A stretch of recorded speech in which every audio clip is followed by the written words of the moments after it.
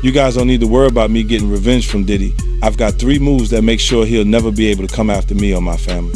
First, I personally reached out to the victims' legal teams. The real reason he's not getting out is those buried cases behind the scenes. I provided legal funding for 7 victims who had been silent for years and brought in the top criminal attorneys in the country. Second, I bought up every potential post-release business deal he had lined up. I planned this 2 years in advance, so by the time he got sentenced and still had hope of getting out, every partner had already cut ties with him. Third, I don't just have evidence, I've got backups. This is an entire minefield that's been buried for 20 years. I uncovered every secret from the last 30 years. With testimonies from the victims, we interviewed over a dozen people he tricked, threatened, or violated. You think that's harsh? No, he destroyed other people's lives for decades. I'm just making sure he spends a few extra years in prison for it. I'm not afraid of his people, not afraid of his threats. I know he's still in there fantasizing about a comeback, but the truth is, he's never coming back. If Busta ever try to front me, hit you with no delay, so what you saying, yo? Silly with that 9 milli, what the devil, yo? Yeah, I do his better than him. He better not play with me. I will and perform Busta Rhymes' show. Look, man, if they try to say that if you ever thought that the Busta Rhymes was better than me, you crazy. You crazy, man. You just looking at this the wrong way. I got to ask you, there has been so much going on in the music industry and the headlines pertaining to Diddy. How closely are you paying attention to his case, the allegations, and the things that are coming forward with him? I just kind of like to pay attention to the truth. When that time manifests, then, we'll speak about this, hopefully when that time comes. As far as I'm concerned, you know what I'm saying, but I wish the best for everyone involved. God bless everyone involved. And, I think that we should all kind of be a little more mindful of how much we speak on other things. Man, I'm chilling. I ain't bothering nobody, I'm just chilling, you know what I'm saying? I go shopping, I give me a mean leather jacket, I think I'm doing my thing, I'm like, on my own little planet. I ain't with nobody, so always gotta try to one up on me, right? Have one up on me. I get a banging leather jacket, this Busta get a leather line up. For weeks, scattered snippets and offhand comments circulated online, but the documentary brings them together into a single, unrelenting narrative that gradually ensnares Busta Rhymes at the worst possible moment. What begins as casual talk about image, status, and who did what first quickly escalates into a heated fight over credibility. Once the internet assigns a villain, the timeline turns into a lawless courtroom, without judge, rules, or mercy. In a world where perception moves faster than truth, how can truth ever catch up? Rhymes is a visual artist. It's always been that. When Busta don't look like Busta, because Busta neck getting big and Busta belly is sticking out. Tell him to change too big. Whoa, man. Tell that nigga change too big. He ain't got no friends. They're not telling him. Busta can't match up with 50. Is you crazy? Put that shit in front of me. You put that shit on the side. Put that shit behind me. Man, he's at a point where he just had a moment and everybody showing their appreciation for his run. Bring up to 50 Cent for bringing us out there with him on that final lap tour. Did the first show July 21st. My last show was November 21st. He's still on that same tour. Yeah, man. He don't play with that work. Ever since he first came to Violator and the first Get Rich or Die Trying came out, he was the only one that would jump on a plane like the shit was a cab. This is how he was from the beginning. There was a time when 50 Cent and Bua moved as one, sharing tour energy, victories, and a mutual shield in a ruthless industry. The documentary captures the sudden shift in that bond, revealing how quickly brotherhood can turn into cautious distance when controversy enters the picture. Loyalty in hip-hop is treated like sacred scripture, but is rarely tested in full public view. When loyalty becomes a burden, who is left standing? Real friends or just observers? I got to ask you, there has been so much going on in the music industry and the headlines pertaining to Diddy. How closely are you paying attention to his case, the allegations, and the things that are coming forward with him? I just kind of like to pay attention to the truth. When that time manifests, then, we'll speak about this, hopefully when that time comes. As far as I'm concerned, you know what I'm saying, but I wish the best for everyone involved. God bless everyone involved. And, I think that we should all kind of be a little more mindful of how much we speak on other things. One of the most unsettling truths here isn't what was said, but how it was constructed. The documentary implies that today's conflicts are not always spontaneous. They are often shaped for maximum reach. A simple comment becomes a viral clip. That clip evolves into a larger narrative, and that narrative is ultimately monetized. In this environment, truth is not the product, attention is. So when the industry runs on outrage, who is actually rewarded for staying authentic? I've seen you talking about Busta Rhymes before Oh yeah. in some of your videos. Oh yeah. Super zest monster. For sure, bro. That's my thing, bro. Like, this been common knowledge though. Like, all my promoter homies would always say, man, you know, we gotta bring some we gotta bring some, what they call them, I'm not gonna say it on here. They call them fun boys. They'll say we gotta have some fun boys in the section for Busta. Cause you know, I bodyguarded for Ghostface Killer before. You feel me? And being around him, you hear things. You feel me? I'm like, damn. And my auntie like the biggest Busta Rhymes fan. You feel me? Like, every cookout she playing it. All his little fast rapping, all of that. Him and Craig Mack playing that. Bro, on my soul, I'm out with a group of people. At this time, I was with Don Benjamin. You familiar with him? No, never heard of him. Model dude, like a model guy. He be doing like some rapping and stuff. His name Don Benjamin. I'm out with Don Benjamin, and the club we ended up going to, Busta Rhymes in there. So it was a little lawyer guy that was with us. And the little lawyer guy we was with, you know, he was a gay dude, super cool, feel me, good guy. The documentary crosses into sensitive territory when rumors about identity, orientation, and personal life are treated as entertainment. It raises a wider cultural question. Has hip-hop evolved enough to separate masculinity from mockery and meaningful critique from dehumanization? The Rhymes wanted him in his section so bad. Like, what? Pulled him to the section, like through the rope, and tucked him off in the corner. So I'm looking like, well, he ain't come with us. Well, I know he was in the little group. So if I go out with somebody, like a group of people, I try to make sure everybody get there together and leave together. No, he stayed with them. He stayed in there with them, bro. For sure, bro. You ain't never heard about this before, have you? Bro, this common knowledge, bro. Like, if you in the mix, bro. If you in the mix, like I've been in the mix, you know this, bro. How long has it been like this known about Busta Rhymes? Well, I knew about this like in 2012.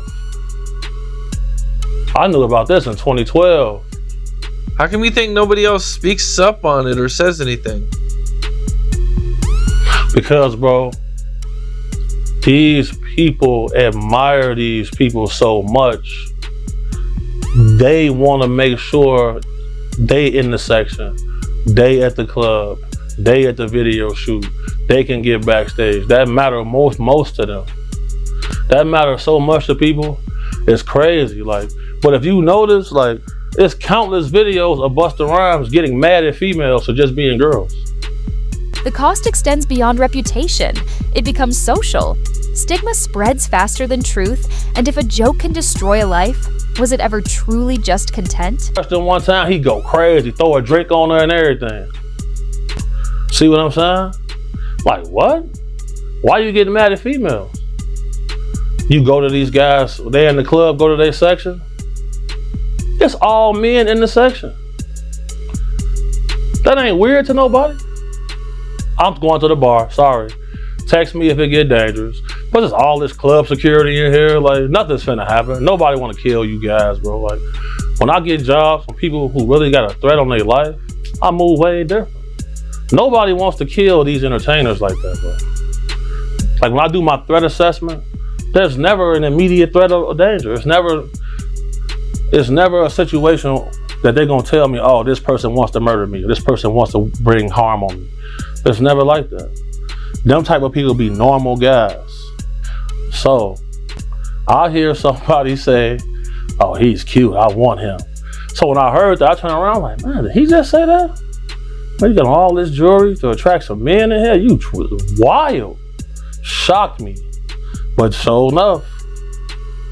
And that was the guy that Busta Rhymes pulled back? He pulled him into the section.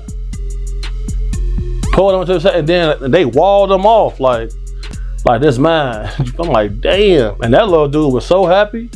He couldn't believe that. He was shocked. But man, you ask, bro, anybody that's in the mix, bro, like, you know, bro, most of these dudes, bro, putting on a major act. They don't want to be themselves. That's crazy. They'll get mad at you for buying bottles of champagne to get the girls. They'll get mad, oh, we don't want these bottle rats in our section. What are we here for? Why are y'all here then? What are y'all here for?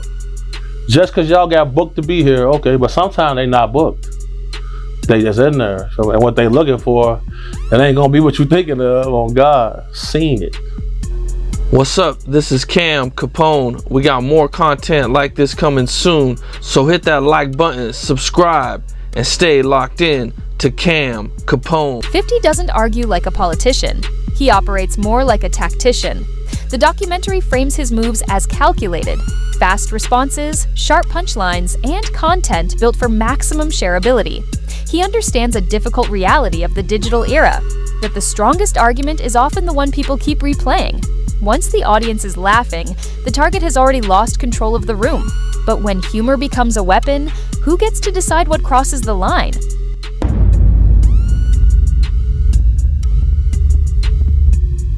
You know Busta Rhymes came out, telling people to mind their business when it comes to Diddy, right?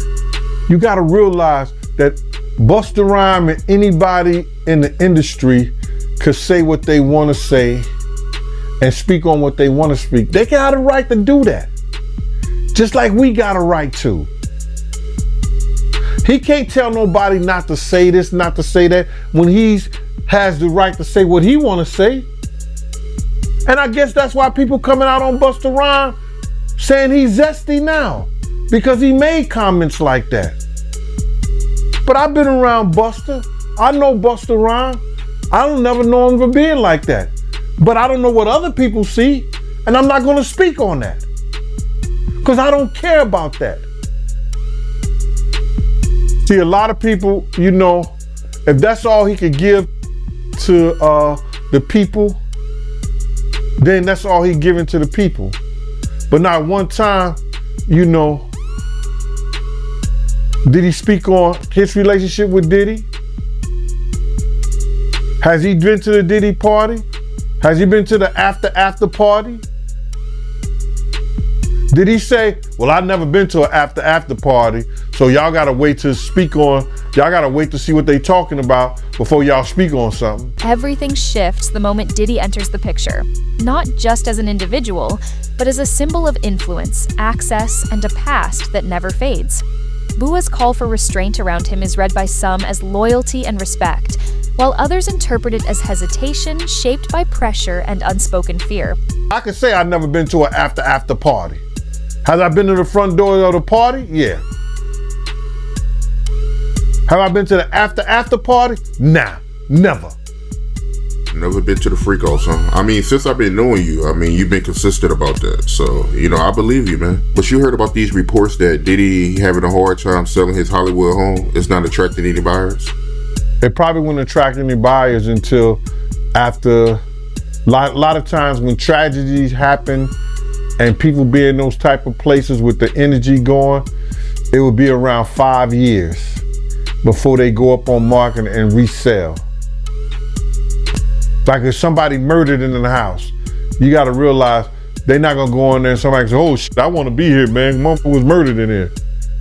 You understand? Those houses may not go up to sell for like 5 years. Right. And what's going on with Tony Busby? I seen you make a comment saying that he might drop his cases. I think that's a misunderstanding. What I'm saying to you is that he's gonna go with the cases that he know right off the bat that Puff is really probably ready to settle out, because it's so strong and the evidence may be so strong against Puff that he don't want that to run through the public or let the public hear those things. As a lawyer, he's going to say, These cases are strong enough for me to get the quick grab money and go about my business. And then if he gets enough money off of that, he may not have to do the other cases. He may drop the other people. It depends. He's gonna go with his strongest cases. The documentary doesn't pass judgment, but it pushes viewers to question how often celebrity circles protect their own, whether openly or in silence. And when a scandal becomes impossible to contain, is the response driven by loyalty, courage, or simple self-preservation? 50. You know good and well that I woke up to this bullshit you done started this morning, and I was the one that was leaving everybody alone. So what you doing is giving niggas false narratives, homie. You talking about you just went to buy a leather jacket. You ain't bothering nobody. You left niggas alone. And I went and bought a leather fucking hairline. Well, let me tell you something, buddy. On some real G shit. Let me tell you something. You talking about that pimpin' curly that you was doing as a character? But no, you was doing pimpin' curly in real life too. Trying to look like Rico Suave or one of them niggas going down the red carpet at one of them movie shits that you was involved with. And I don't want you to use that as no excuse neither, talking about you was playing a character. You wasn't in character when you had to go down that red carpet. You could have got back to yourself, my nigga, but you chose to stay in character with that Rico Suave shit, some berries and sweet juices you had up in your head top, my nigga. Now, I do want you to know I'm your brother, so I'm gonna always support you and everything you do. I ain't been doing nothing but that since the inception of our friendship. Fired up. Now, with that being said, I got one question to the masses. There's several products that you have to incorporate to get your shit to look like Rico 50. All right? Fuck Rico Suave. We talking about Rico 50. Let's see which one of the products that he used to get to looking like Rico 50. Was it this? Or was it this? Or was it this? Matter of fact, I think the real question is, did he blend all three of these shits to look like this? Chill. I got a grand prize for anyone that jumps in the comments, any consumer around the world that used to also use these products to help identify, doing a forensic deep dive and a research and a data analytics on those products to help us understand, was it a combined effort of all three, or was it a combined effort of two, or was it just one of them to get you to look like Rico 50? Now, with that being said, if you guess right what the blend was chemically for that motherfucking berry juice look for Rico 50, you might win a grand prize. Until then, just know, the blessings don't stop, so we gonna just keep this shit going as long as we need to, because if the blessings don't stop, I don't motherfucking stop, and we don't stop. Dragon season, bitches. Yeah. The documentary captures the exact moment when humor gives way to unease, and entertainment turns into scrutiny. Once the audience senses something is off, the conversation becomes moral, and sponsors, peers, and collaborators begin assessing risk. The harsh reality of fame is that judgment often arrives before understanding. So when the crowd turns, is it seeking justice or simply looking for the next target? Orlando Brown. Back. What's up, bro? Back again. Yes, sir. Man, how you doing? I'm good. I had fun Saturday. It was amazing. I can't remember anything, but it was amazing. I appreciate you for allowing me to sit back with you for a second time, for the second interview, the second, what you gotta say? Yeah, bro. Okay, that's what's up. Yeah. Well, what's going on with you? Okay, so I just got this opportunity, Orlando's World, from what I understand. we're supposed to be doing some cool things. That was an opportunity given to me from you and Flossie. Definitely feel like it's a opportunity to do a 6-month situation before we do the Orlando Brown show, because a lot of people don't want me to do the show per se. There is a Hollywood couch that I have not been on. There is a Hollywood couch that a lot of people spin on and look forward to. Me personally, I haven't been looking forward to do that, but I'm definitely looking forward to do Orlando's World, the Orlando Brown show, after we see how I handle the podcast. So we're doing a podcast. You're gonna have your own podcast on Cam Capone News. Me, you, Flossie. What can people expect? Well, it's the mind of the producers that invited themselves into my life. Yeah, Flossie, got you. You guys have given me some great ideas. You know, what about you and Tekashi 6ix9ine going paintballing? What about you and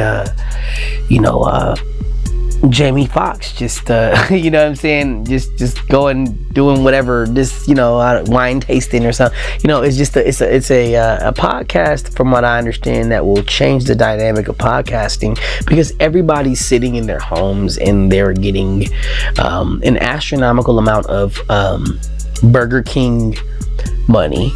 If you work at Burger King, you can make this money sitting in your house if you have the right amount of material, or you have the right person sitting in front of your camera.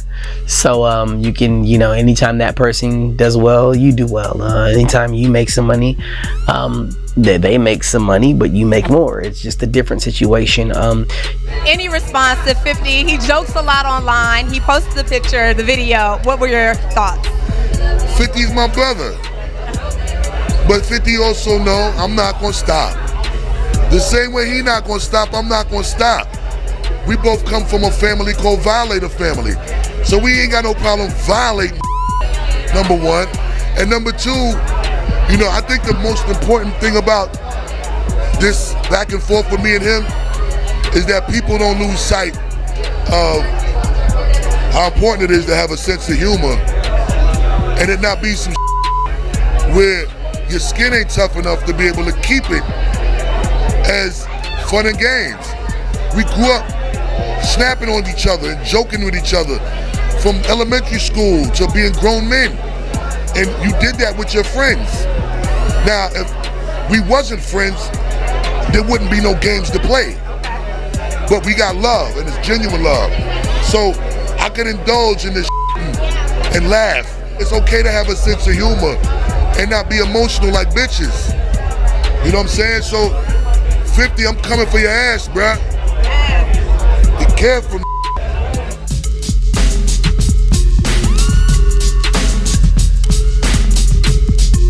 A lawsuit is dismissed, charges are reduced, headlines are rewritten, and what appears to be a victory is often just procedural change. The documentary highlights a modern misunderstanding. Legal developments are treated as final verdicts, while public perception is mistaken for truth. On a lab tour, Busta Rhymes was opening up for you guys at one point. Right. The U.S. part, I think, of the tour? Yeah. No, he came to some of Europe. Oh, some of Europe tour? Yeah. Okay. Busta's a legend, by the way. Yes. One of the greatest hip-hop performers, of course, yes. period. Him and Wyclef, I put near the very top out of all performers. Okay. But recently, 50 and Busta were going, having a friendly back and forth. Oh, yeah, they put the picture. Yeah. I've seen, that's... And 50 put Busta cannot wear this to humor harmony. Yeah, I mean, you know how 50 is, man. 50's crazy, man. It's all humor, man. That outfit is horrible. Then I seen Busta post something up. But you see, you know, 50 is crazy. He could dish what he takes. So you fuck with him on who you think is the 5 people? Let's think of the 5 people I would never want to argue with on the internet. 50. Who would you say?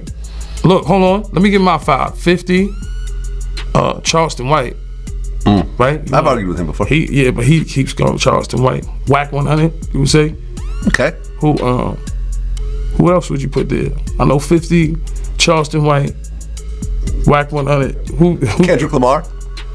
I'm just you talking about Instagram. I mean, okay, Instagram. We talking about he's not an IG guy. I'm just saying. You love Kendrick right now. You ain't fucking with Drake right now. Come on, we got to be able to go to Canada. I'm fucking with Drake. I'm a Drake fan. Nah, I felt like it was a good battle, man. It was a great battle. Okay, so I see where you're going with this. I'm okay, saying 50, like social media. 50, you don't want to fuck with 50 on there.